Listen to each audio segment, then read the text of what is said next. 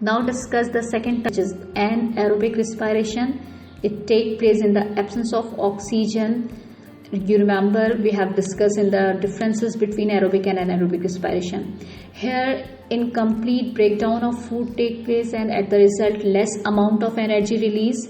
And you remember how many ATPs produced during anaerobic respiration? Yes, the net gain of ATP during anaerobic respiration are only 2 ATPs which take synthesized in the glycolysis process. You know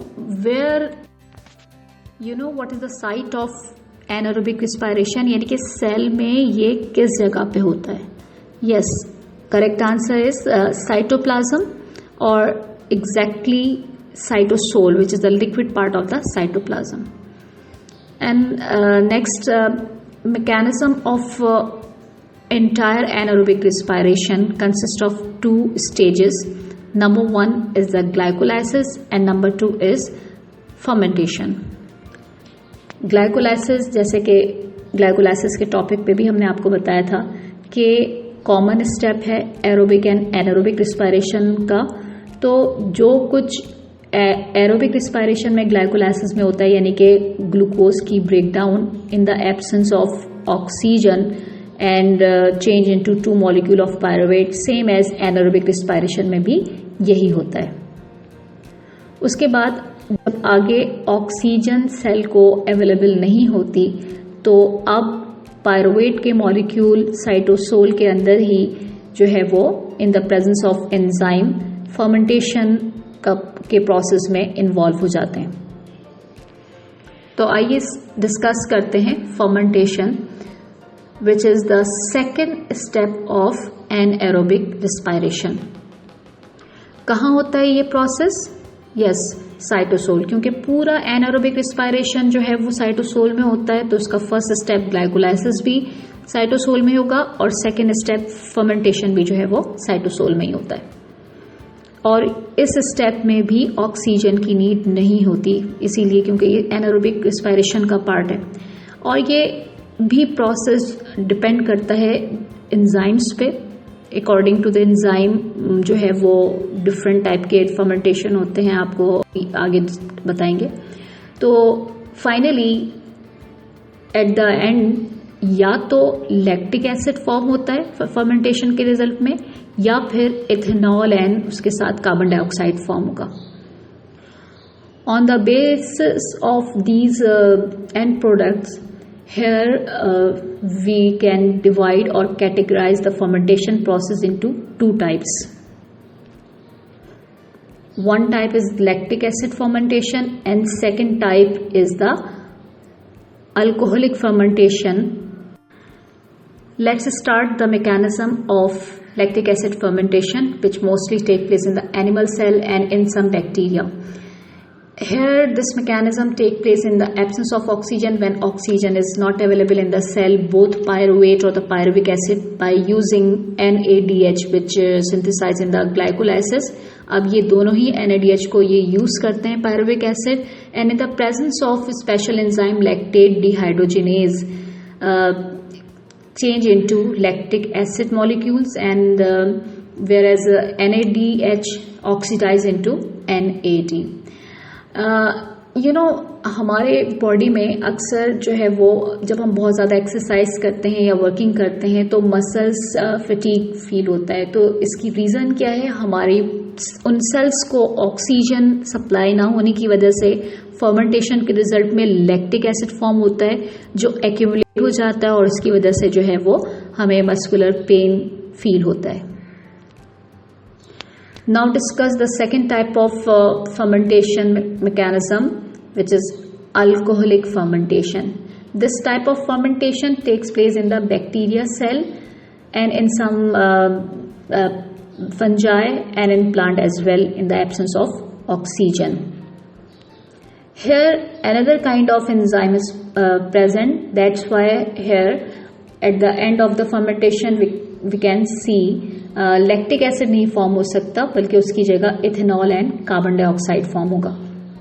and this alcoholic type of fermentation divide into 2 steps. In first step, here we can see pyruvic acid molecule converts into acetaldehyde and carbon dioxide in the presence of pyruvic acid decarboxylase. क्योंकि glycolysis में 2 pyruvic acids form हुए थे, इसलिए इस step में भी जो है वो 2 पायरुविक एसिड से 2 acetaldehyde and 2 carbon dioxide form होते हैं.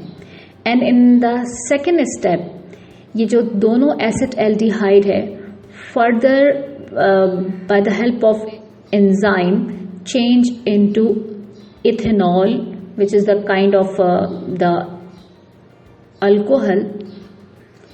इस स्टेप में भी NADH जो है वो यूज होती है जो कि ग्लाइकोलाइसिस में फॉर्म होती है. ठीक है, तो अब इसलिए फर्मेंटेशन ओवरऑल एनारोबिक रिस्पायरेशन की जब बात करते हैं तो चाहे वो अल्कोहलिक फर्मेंटेशन हो रही हो या लैक्टिक एसिड फर्मेंटेशन हो रही हो, ग्लाइकोलाइसिस के दोनों ही NADH जो है वो यूज हो जाते हैं.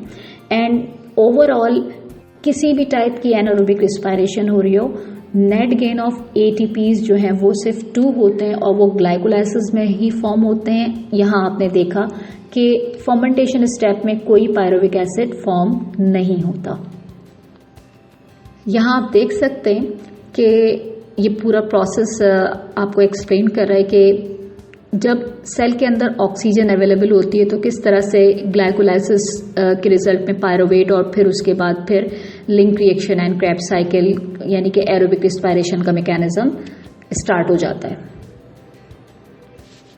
और जब सेल में ऑक्सीजन प्रेजेंट नहीं होती तो फिर अगर हम बात करते हैं किसी एनिमल सेल की तो वहाँ पे पायरुवेट के मॉलिक्यूल जो है वो लैक्टेट और द लैक्टिक एसिड में चेंज हो जाते हैं. जबकि प्लांट्स की बात करते हैं या बैक्टीरिया सेल या फंजाई सेल की बात करते हैं तो वहाँ पे ऑक्सीजन की एब्सेंस में पायरुवेट आप देख सकते हैं एथेनॉल और कार्बन डाइऑक्साइड में चेंज हो गया. Now discuss the economic importance of fermentation. Fermentation जो कि second step of anaerobic respiration है उसके क्या इम्पोर्टेंस है. इस के थ्रू जो है वो आपको पता है जिन ऑर्गेनिजम्स में ये होता है उसमें अल्कोहल फॉर्म होती है, लैक्टिक एसिड फॉर्म होती है और इनको फिर हम यूटिलाइज भी करते हैं. Like in the dairy industry में कर्ड फॉर्मेशन, चीज़ और बटर फॉर्मेशन, इसमें जो है वो इसी फर्मेंटेशन के थ्रू यहाँ पे ये लैक्टिक एसिड फॉर्म हो रही होती है जो कि कर्ड में प्रेजेंट होती है. ठीक, उसके अलावा in alcohol industry wines and beer formation में जो है वो अल्कोहलिक फर्मेंटेशन हो रही होती है. लैक्टिक एसिड जो फॉर्म होता है उसको हम जो है वो डेयरी प्रोडक्ट की प्रिजर्वेशन के लिए भी यूज़ करते हैं. एंड इसके अलावा जो यीस्ट जो कि अल्कोहलिक फर्मेंटेशन करता है उससे हम जो है वो डो मेकिंग कर रहे होते हैं. बेकरी इंडस्ट्री में इसकी इम्पोर्टेंस है ब्रेड और पिज़्ज़ा डो वगैरह बनाने में. अच्छा, और इससे पहले आपको ये भी बता चुके कि लैक्टिक एसिड फर्मेंटेशन के रिजल्ट में जो लैक्टिक एसिड फॉर्म होता है this compound accumulated in the muscles and cause the muscles fatigue.